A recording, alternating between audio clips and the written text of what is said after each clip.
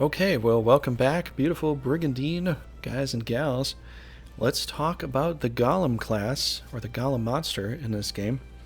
Now, if you're used to the previous iteration of Grand Edition or Legend of Runersia, the previous iteration, the Golem class starts as a clay golem, and then it moves up into a stone golem, and it moves up into a bronze golem.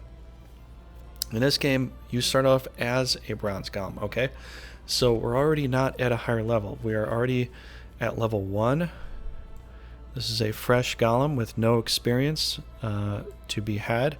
And so you start off as a level 1 bronze golem. Now, what's this all about? What does it get up to? The one other thing that I have to say to all previous Brigandine players from the previous games is that this will not evolve into a Talos. It does not go and hit level 30 and turn into a Talos. So really just the three classes, and that's it.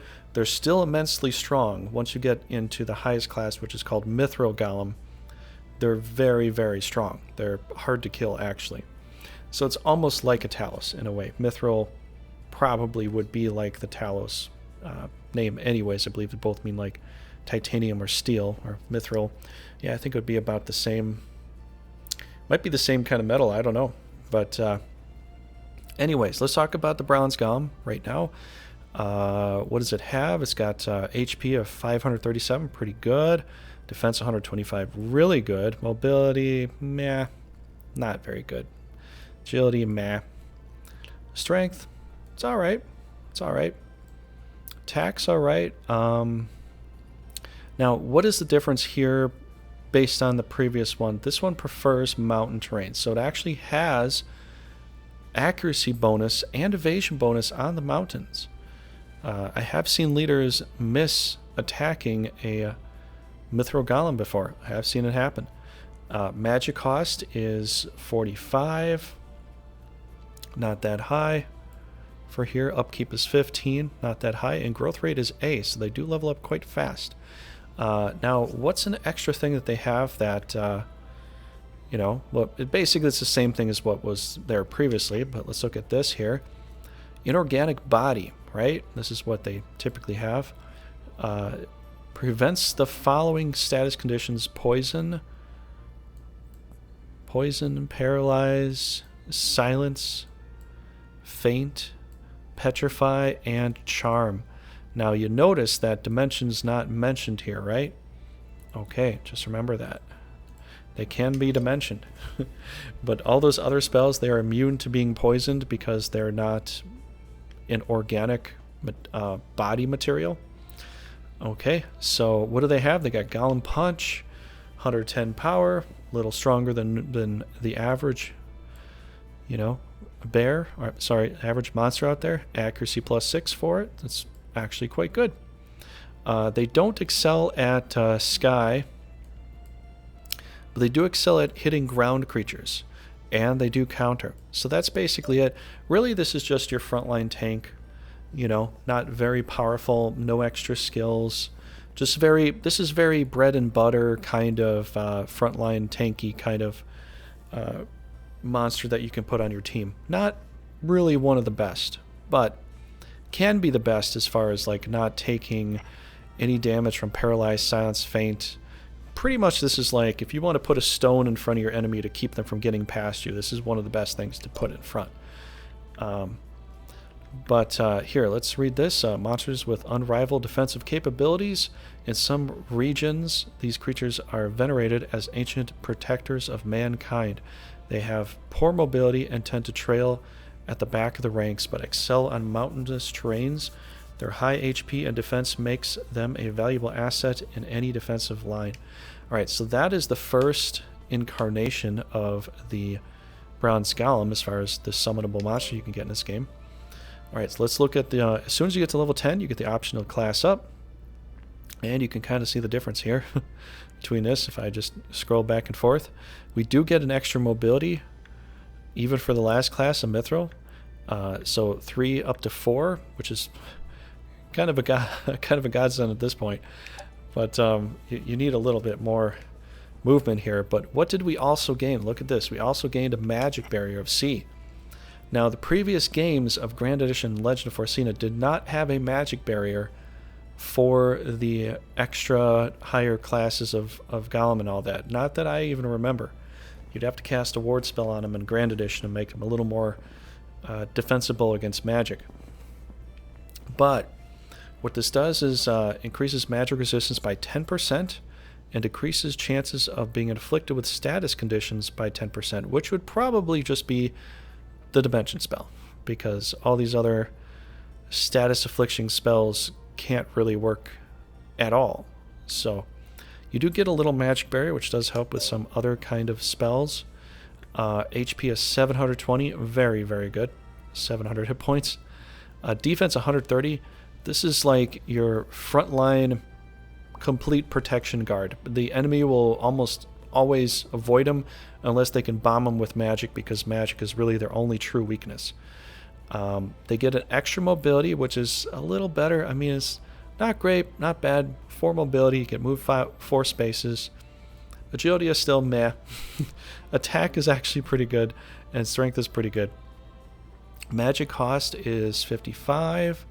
Upkeep is actually quite close to that. It's 52. And the growth rate is B. So it's not as good as it was before, but still pretty good.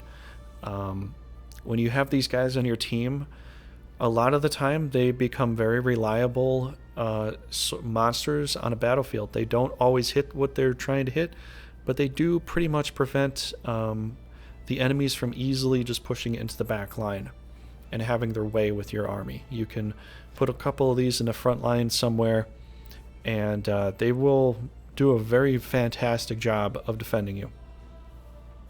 So, besides that, let's look at their skills, see if they got anything more. And would you look at that?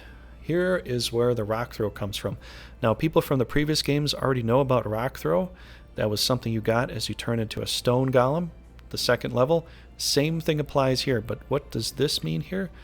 This little boot means this is a pre-move. So this means you have to wait a turn, and the very next turn, after you've waited, you can throw a rock. Throw a rock at your enemy.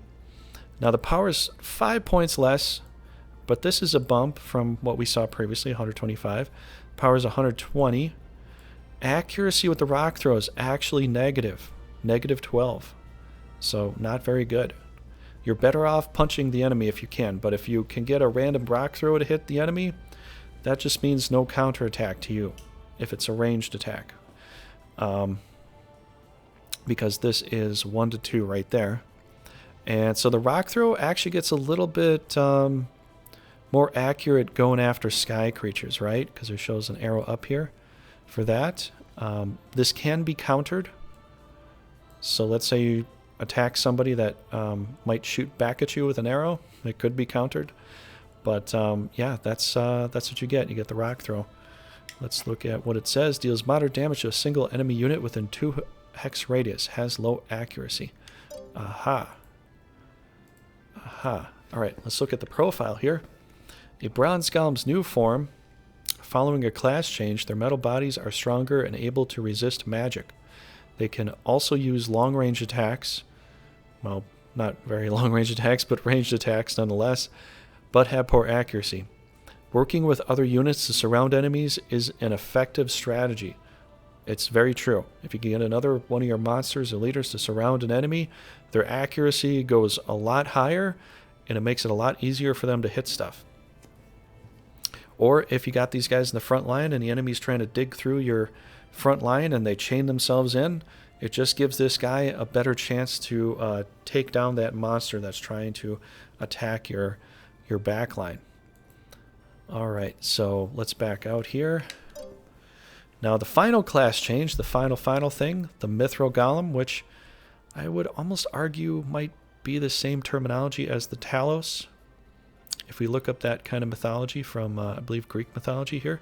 But either way, Mythril Golem is here. This is the final class. Once you hit level 20, you can class up into this, and you can see the cost there to put it on my team is 45.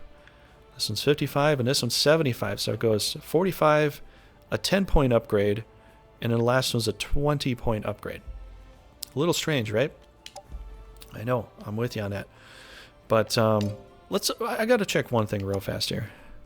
Okay, so this one says Magic Barrier of C. So the secondary tier is Magic Barrier of C, which is not the greatest, 10%. But then we look at Mythril Golem, Magic Barrier of B, 20%.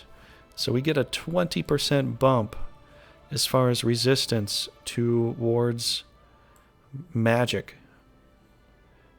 20% resistance towards magic, so this is even better than the previous golems were in the previous incarnations of the game of Brigandine. It would be worth it to have one or two of these things on your team. I'm just saying, I like these things a lot. Part of it's because of this. They can actually resist magic. But besides that, they still have the inorganic body, which, as you see all these things here, they're immune to. You know, every single one of these things here. But, yeah, it's a pretty good skill. But let's look at some stuff here. This is my level 20 Mythril Golem. Not a mad miracle. 894 HP, 145 defense. I mean, straight up tank. Straight up tank. Like, gigantic human tank right there. Mobility is still meh, 4. Agility, it's getting a little better, but it's still kind of meh. Attack's actually pretty good right there. Growth rate, not that great. And now look at the difference here. The magic cost, 75. And ouch, look at the upkeep, 123. 123. I'll give that a frowny face. That's kind of rough. It costs more to have it in your army than to initially fit it into your army per month. But yeah, that's the way that goes. All right, so let's look at skills. Do we get anything else? We do get an extra thing here. So this is even better than the original game is concerned. We also have boosts in power. This 135, that went up to, what was it, 130 versus 120, so that's 10 points up there. And now we've also got this giant Punisher. Look at the power score here. This is what I'm talking about. When I'm talking about the power score, I'm talking about this particular number right here.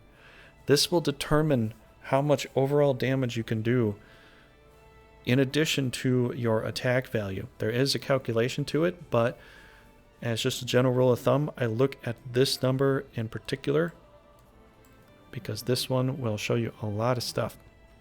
Plus 12, look at that. Wowee. So what's different? What's the difference here with the boulder toss? Instead of 2 spaces, this is 3. Now this is truly long range. So the final incarnation of this can throw a rock 3 spaces out. Still not very accurate. It is a free hit, but it's a chancy hit, and it's just not that accurate. So it's your choice if you want to do it or not. But what's a new thing here? Giant Punisher, right?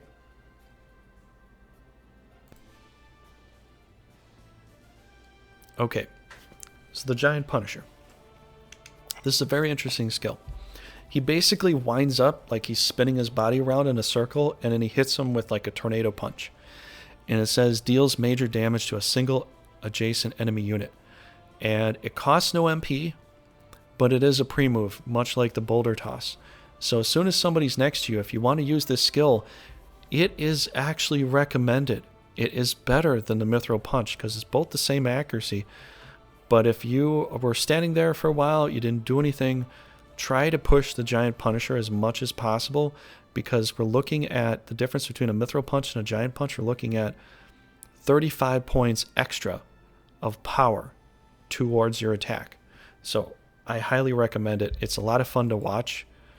You know, if you put it on a slower mode, just go ahead and watch it. It's kind of fun. But let's look at this here.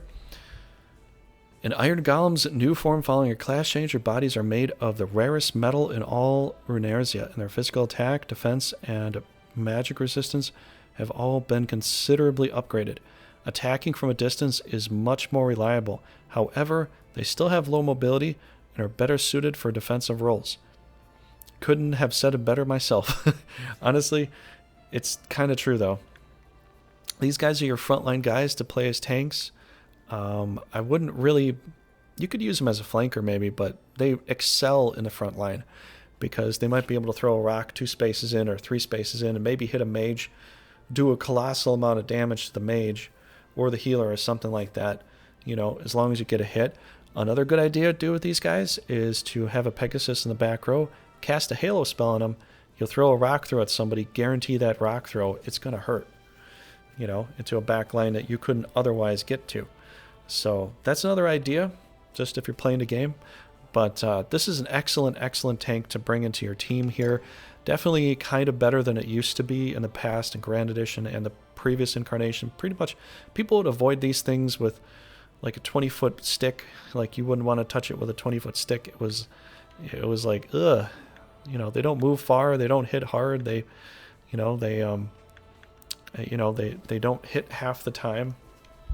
And they die pretty fast. But in this version, they don't die that fast. They actually can handle a lot of attacks. This kind of guy right here, he can handle a Rudo hit. A Rudo Clean Military Rule, not going to do that much to him in comparison to some of these other monsters here. Just saying. Like, if we look at this versus like a Dark Dragon, 125 defense. 145 defense. Yeah. And the HP too on top of it. So if you need a high hit point tank, just run with a whole bunch of these guys. See if you want to. Have some fun with that. It might be an interesting story you can tell me or other people in the community here. But that's pretty much it for the video. If you liked the video, please smash the like and subscribe. Help my channel grow here. Help Veracity Trigger grow so we can bring out more content and all that. But that's going to have to do it. So I'll see you in the next LP, or I'll see you in the next guide video, or multiplayer, or whatever. But other than that, have a great day, and take care.